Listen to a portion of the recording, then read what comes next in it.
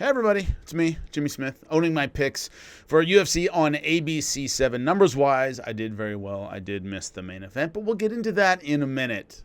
Reasons for all this stuff. Anyway, main card started off with Joel Alvarez versus Elves Brener. He won by TKO. Knees, basically. 3 minutes, 36 seconds in round number 3. I picked Alvarez. I thought at whatever he is, 6'3", 155 pounds, that Brener would have trouble on the outside. On the ground, he'd have trouble with the length. There was no groundwork, really, for this one. Close with a Darce choke, end of round number 1, was Alvarez. Other than that, it was pot-shotting from the outside. Brener trying to find a way in, angling. It's a much taller guy trying to get around the jab, trying to get around the long tools, and it never worked. It was just trying to angle, trying to work. To get around a range disparity, you need a lot of experience. It's really tough to do. So you need elite level striking to get around something like that. And Brenner's just isn't that guy. Tough, durable, right? A lot of guts and heart and really wants to win. And that'll get him past certain guys. It's hard to overcome that kind of real physical disparity. Alvarez looked good, right? He basically did what he was good at, which is long-distance striking. Then once they were on the inside, that clinch was just brutal. Knee after knee after knee. Finally drops him in round number 3, and it's all over. Good stuff from Alvarez. His build is going to cause people trouble. There are guys who can get around it, especially at 55, which is very, very tactically sound. That whole weight class is very, very good. So someone will find a way around his length, right? But he'll be fun at the mid-level for sure. But good win for Joel Alvarez. Mackenzie Dern over Lupita Godinez. This highlights everything right and wrong with Mackenzie Dern. She dominates in the first round. Good striking, gets the mount late, all that stuff. People don't know she has world-class jiu-jitsu, but she tends to get in these striking battles that don't make any sense. And when breaking this one down, I said her issue is she always wants to prove she's a great mixed martial artist. And she has great jiu-jitsu. She's a very good mixed martial artist. She's not great at everything, and it doesn't flow together well. That's my big criticism of Mackenzie Dern. And this fight really displayed that, where in round number 1, when she was mixing things up well, and she was kickboxing, then went to the ground and got full mount and all that stuff, she looked great. The other 2 rounds, she's kickboxing way longer than she should kickbox. She really let Godinez back into the fight by making it a stand-up battle. Not that she was that bad, but that ability to seamlessly go from striking to takedown to jiu-jitsu, she doesn't have that. Nurmagomedov in the main event, he has that, and that was really on display. Mackenzie Dern is frustratingly good at jiu-jitsu, and she is, competent in mixed martial arts. She's good in mixed martial arts, but her ability to kind of, get it together, it's on display, that inability almost all the time. And the problem with Mackenzie Dern is, because she's a great grappler, she looks great against good opposition. She looks good against great opposition. So she's kind of stuck in this no man's land, or no woman's land in this case, of, against mid-level fighters, she's always going to look really good. But when she's had step-up competition, it hasn't worked out for her. And I didn't see the improvements I really wanted to see in this fight. Yes, she won. She got a unanimous decision. Mountain round number 1, kickboxing in rounds 2 and 3, but doing enough to win the exchanges. But I didn't see the fluidity of her overall MMA game that she's going to need to really be a contender. That's still not there, where she can bang to the takedown. She can mix up her kicks and her strikes and create mix up her kicks or striking and her takedown, where she can create scrambles and make opportunities in jiu-jitsu, in the jiu-jitsu part of her game. She just doesn't have that, and it isn't getting a whole lot better. One thing I said about Michael Chandler, and it could be said about Mackenzie Dern, is Michael wins just enough and in dramatic enough fashion that he's never needed to change his game around. Like, he gets the explosive knockout that everybody remembers often enough that he's never really had to go back to the drawing board and go, man, I really need to change things around. He hasn't.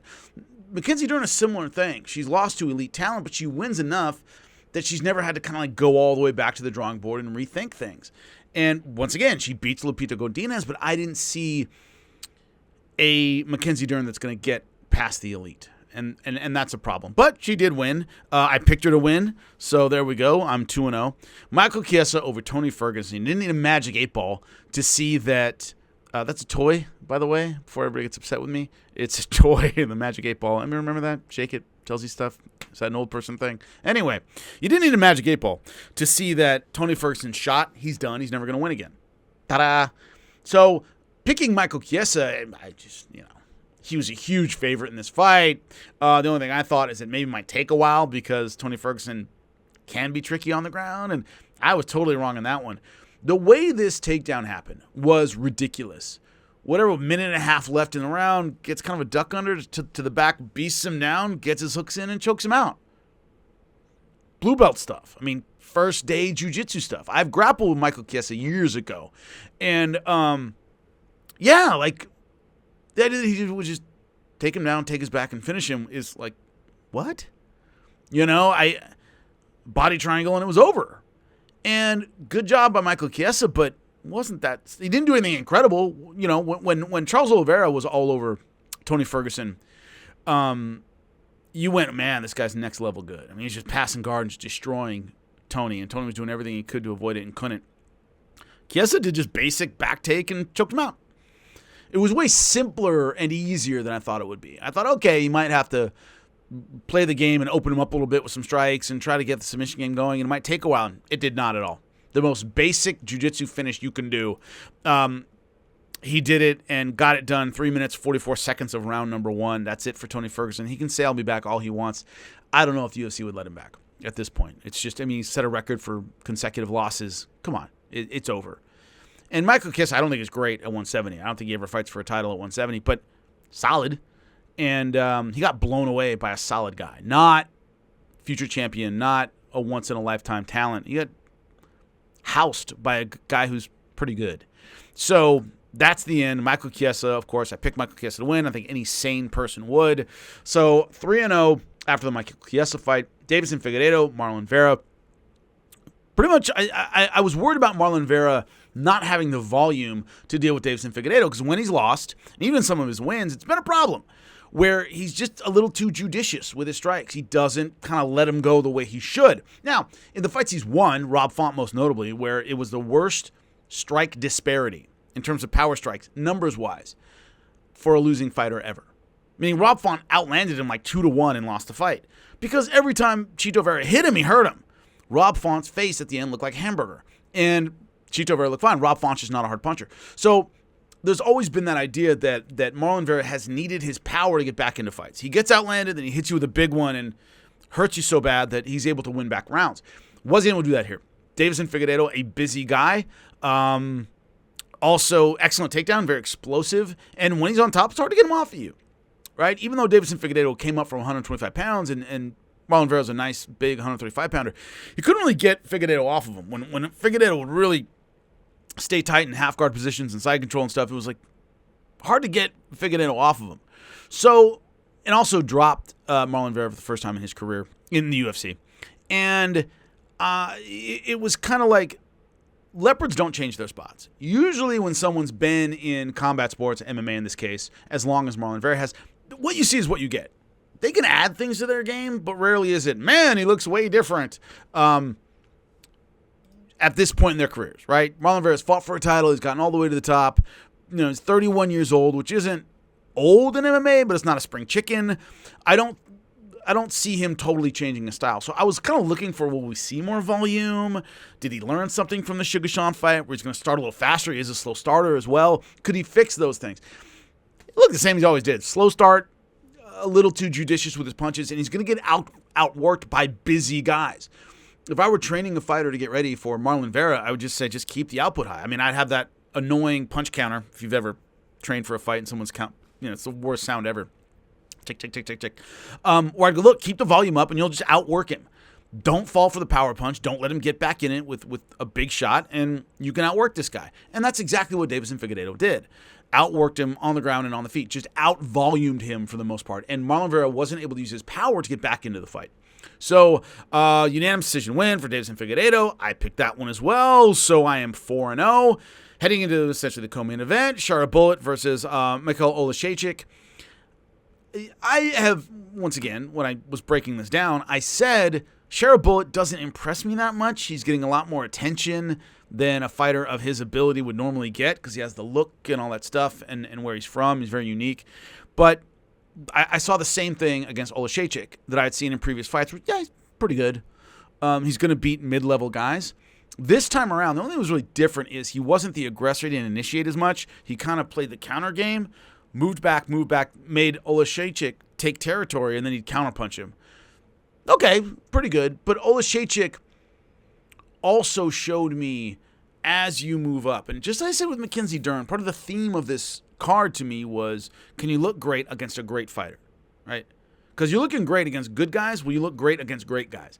And I thought he looked good, Sharaputdinov, in this fight, but taken down, spent the last seconds of the fight, last minute of the fight on his butt, getting ground and pounded, able to deal with it pretty well. But Oleksiejczuk isn't a great ground and pound specialist. Ain't Fedor Emelianenko is not one of the greatest ground and pounders of all time. He doesn't really do that. But you see where there's going to be a problem. Because if guys like, once again, Oleksiejczuk are taking you down, the guys at the next level, the Robert Whitakers, Khamzat Chimaev, whatever, those guys, they're going to take you down and ragdoll you. So you should look almost flawless at this level. And I've said this many times before about Conor McGregor, for example. At mid-level, Conor blew everybody away. He really didn't run into any problems until he was fighting elite guys. I'm seeing the cracks in the armor of Sharaputdinov at 185. Still good and still a good performance by him. I think they're going to keep him at this level for a minute. Just because he moves the needle, why send him against great guys if you don't have to? Let's take him a little slow because I don't see those next level, oh my God, he's amazing type skills. But good kickboxing performance against a solid guy who isn't great.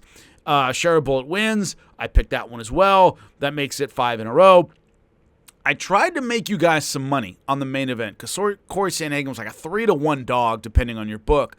He's experienced, he's tricky, he's tall, he's fought a ton of great guys, fought a lot of 5-rounders. Okay, at 3-1, I thought Sandhagen's worth a bet. Umar Nurmagomedov, going in 17-0, ends up 18-0 because he won. Dominant performance, he looked great. He looked great against a great guy. He had looked great previous to this, but against good competition. This was the biggest step up of his career, and he knocked it out of the park. I really thought he looked very, very good. He chained his game together very well. We call it chain wrestling. In wrestling, you go a high cross to a single leg to a double leg. You chain everything together.